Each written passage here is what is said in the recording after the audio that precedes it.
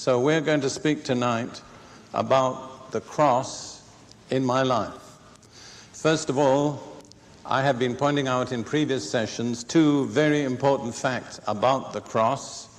First of all, it's the basis of God's total provision for every believer. Everything we ever need in time or eternity, in every department of our lives, spiritual, mental, emotional, physical, financial, temporal, or eternal, has been provided for us through the cross. There is no other basis. Either we receive on the basis of the cross, or we do not receive. Paul said, "He who spared not his own son, but delivered him up for us all, how shall he not also with him freely give us all things?" Just try to absorb those closing words. God will also, with Jesus, freely give us all things. But without him, nothing. On the basis of the cross, we can receive everything, but without that basis, we are not entitled to anything. Secondly, and this is also very important, the cross is the basis of Christ's total defeat of Satan. Through his death, his substitutionary sacrifice, his victorious resurrection, and his triumphant ascension, Jesus has administered to Satan and his kingdom one total, permanent, irrevocable defeat. There is nothing Satan can ever do to change that fact. And it's on that basis that we have victory over Satan. If we come in contact with Satan, if we have a conflict with Satan on any other basis but the cross, we will be defeated.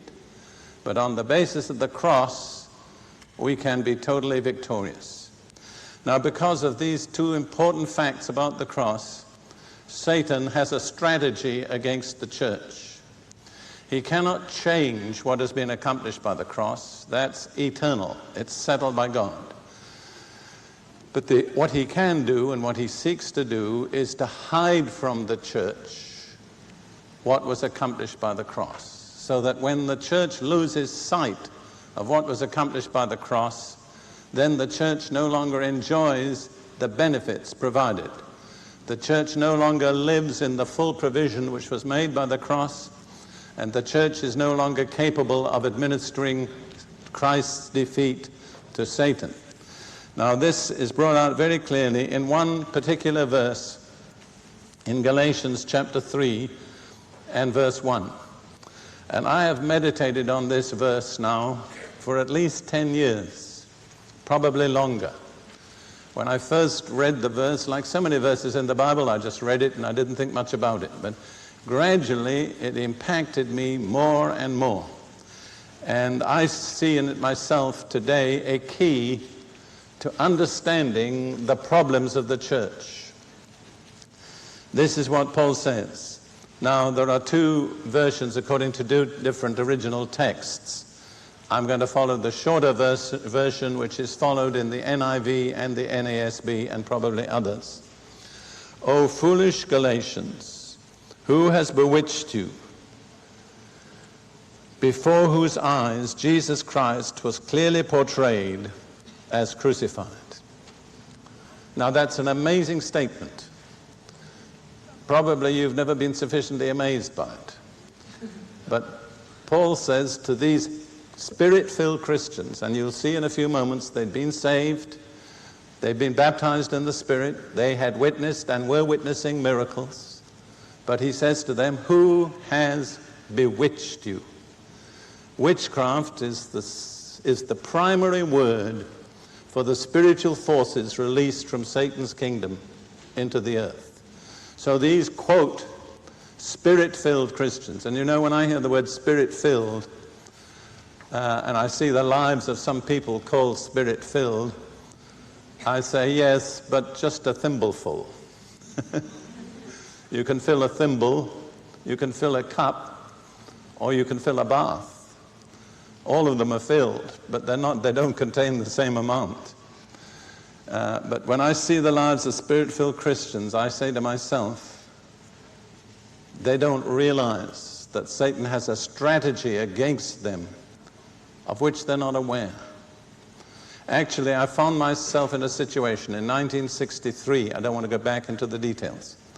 I had just immigrated to the United States. I'm one of the few people who immigrated to the United States by accident, because I came for a visit.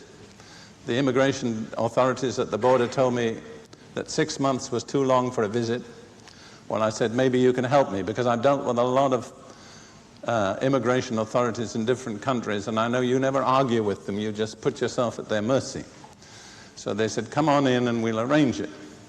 And so that way, I, with my first wife and our 5-year-old adopted black African daughter, made it into the States. Now, if we had ever made application outside with that particular combination, we'd never have been accepted, you understand? So that was God's way of sneaking us into the United States. Anyhow, I found myself a little while later pastoring a Pentecostal church in Seattle, Washington. And I cannot go into the problems of that church, but let me just briefly state what had happened, just to give you some kind of idea of what can happen to spirit-filled people. The wife of the pastor fell in love with one of the board members.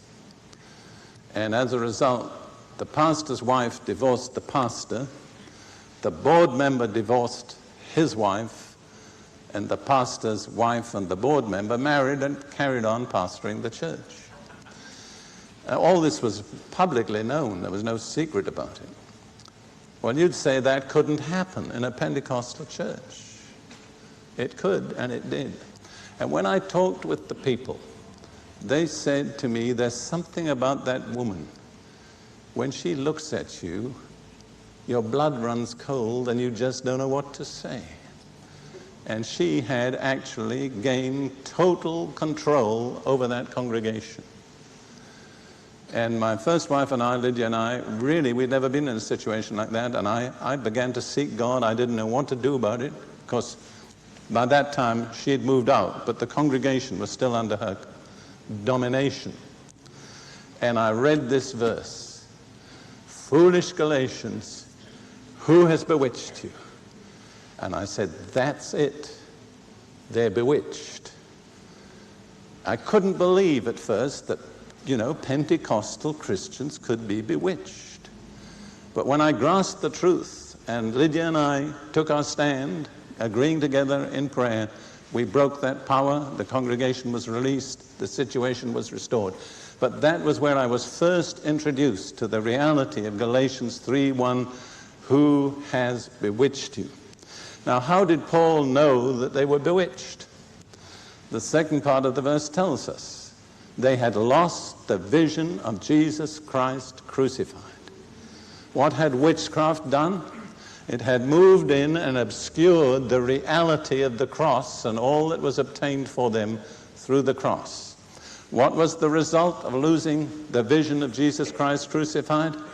I believe this will always be the result, and I believe it's the result in many, many congregations today.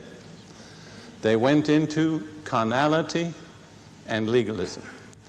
And basically, wherever you find legalism, it's the product of carnality, even though it may sound extremely spiritual, and legalistic people often think they're more spiritual than others.